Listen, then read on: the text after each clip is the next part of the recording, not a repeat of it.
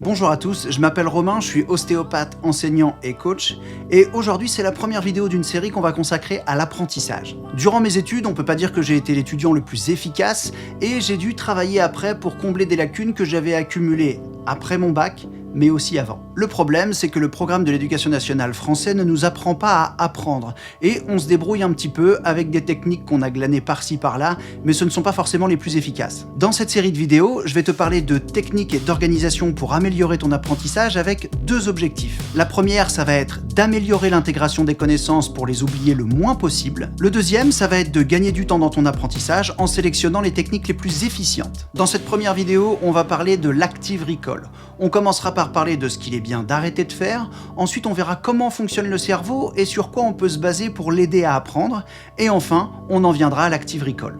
C'est parti. Durant notre scolarité, on a été laissé un peu tout seul pour gérer notre apprentissage, ce qui fait qu'on s'est tous retrouvés à faire à peu près les mêmes choses. Relire, faire des fiches, et surligner. On a fait ça pendant des heures, les gens plus grands que nous l'ont fait pendant des heures, et on l'a conseillé à des gens qui sont plus petits que nous. Pourtant, ça fait près de 30 ans qu'on sait que ces techniques sont les moins efficaces pour comprendre et retenir une information. C'est ce qu'on appelle de l'apprentissage passif, et ce n'est absolument pas ce qui va nous permettre de tenir le rythme à long terme dans l'apprentissage. Et ça, c'est le fonctionnement de notre cerveau qui nous le dit. Notre magnifique cerveau est fait pour accumuler des informations, mais pour qu'il le fasse correctement, il faut lui demander quelque chose de très particulier, qui est de réfléchir. Le cerveau, il veut chercher des choses avec une vraie activité. Et ça, c'est absolument pas ce qu'on trouve dans la passivité de la relecture de fiches ou du surlignage. Clairement, pour être le plus efficace possible, il faut poser des cols à notre cerveau et le laisser chercher sans lui donner l'information tout de suite. Et ça n'arrive absolument pas pendant qu'on est en train de lire une fiche.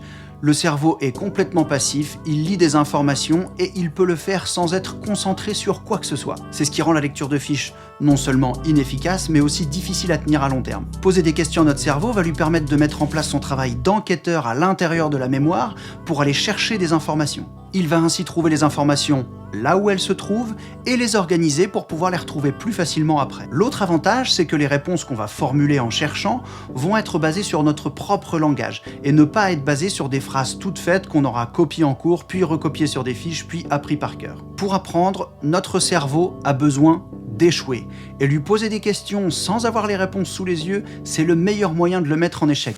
Et si on y réfléchit bien, l'échec, durant notre vie, c'est ce qui nous a pas mal permis d'apprendre. Lorsqu'on a raté une question à un examen et qu'on va rechercher la réponse dans nos cours, on sait que la réponse qu'on aura été chercher de nous-mêmes sera gravée de façon un peu plus marquée dans notre mémoire. On aura appris de notre erreur. On peut donc se demander pourquoi est-ce que la première mise en échec lors de l'apprentissage se fait pendant l'examen, alors qu'on peut mettre en échec notre cerveau régulièrement avant d'arriver le jour de l'examen et éviter que les erreurs soient trop nombreuses le jour J. C'est exactement à ça que sert l'active recall. L'autre intérêt d'avoir une révision plutôt active, c'est de permettre au cerveau de s'organiser. À force de demander à notre cerveau d'aller chercher des choses, il va faire des liens entre nos connaissances, ce qui va nous permettre de les rendre beaucoup plus accessibles et plus clairs. C'est la raison pour laquelle il est hyper important d'avoir compris le cours avant de commencer à l'apprendre. Et on voit ça tout de suite. Pour mettre en place l'active recall, il y a plusieurs étapes. La première, c'est de relire son cours pour être sûr qu'on l'a bien compris dans son intégralité. Il ne doit pas y avoir de zone d'ombre et il ne doit pas y avoir de termes incompris ou flous. N'hésitez pas à aller chercher des définitions de petites parties du cours pour être sûr de l'avoir compris dans son intégralité. Après la phase de compréhension, passe la phase d'apprentissage. Et c'est là qu'on va mettre en place le questionnement. Le but, c'est donc de poser des questions au cerveau sans lui donner les réponses. Une des techniques efficaces pour mettre en place l'active recall, ce sont les flashcards. Elles peuvent être sur papier ou numérique. On y écrit la question d'un côté et la réponse de l'autre. Par exemple, on ne notera pas.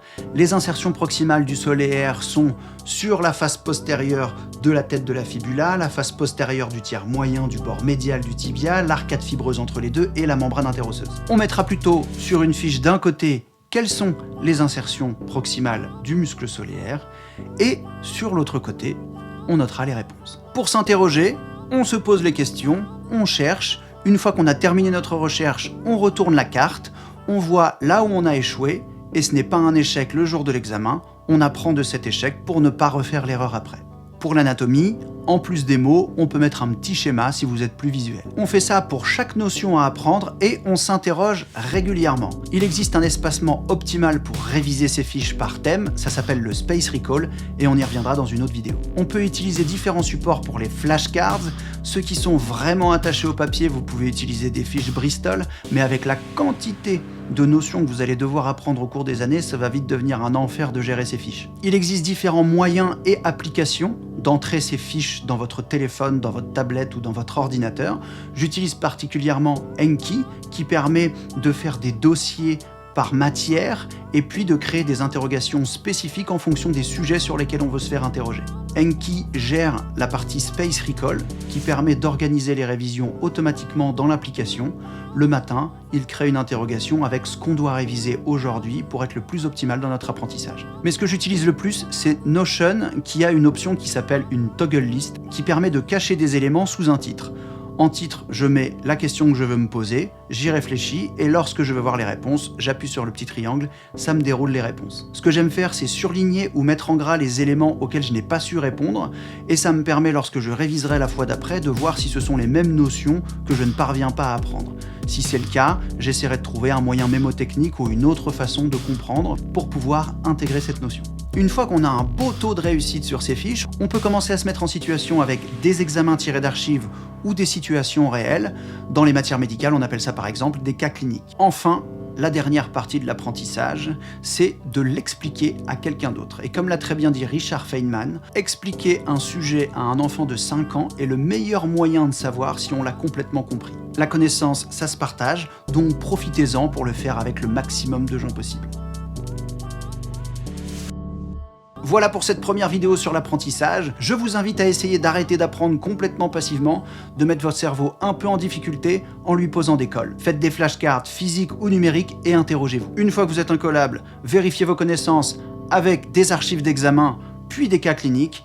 Et enfin, pour vérifier tout ça, expliquez-le à d'autres personnes, notamment à des enfants, ce sont des éponges à connaissances. J'espère que cette vidéo vous a plu, on poursuivra la série avec le Space Recall. Vous pouvez vous abonner à la chaîne pour que la vidéo apparaisse dans les propositions sur YouTube. N'activez pas la cloche, on a déjà suffisamment de mails comme ça. Préférez les réseaux sociaux pour vous tenir au courant, j'y mets des informations régulièrement. N'hésitez pas à partager vos expériences et vos petits tips dans les commentaires. Si vous avez d'autres difficultés dans votre apprentissage, je pourrais sans doute en faire une vidéo. Vous pouvez m'en parler sur les réseaux sociaux, Instagram, Facebook, LinkedIn, Twitter. Vous pouvez également vous inscrire à la newsletter sur mon site internet romainlarue.com. C'est tout pour cette vidéo, on se voit dans la prochaine. D'ici là, prenez soin de vous.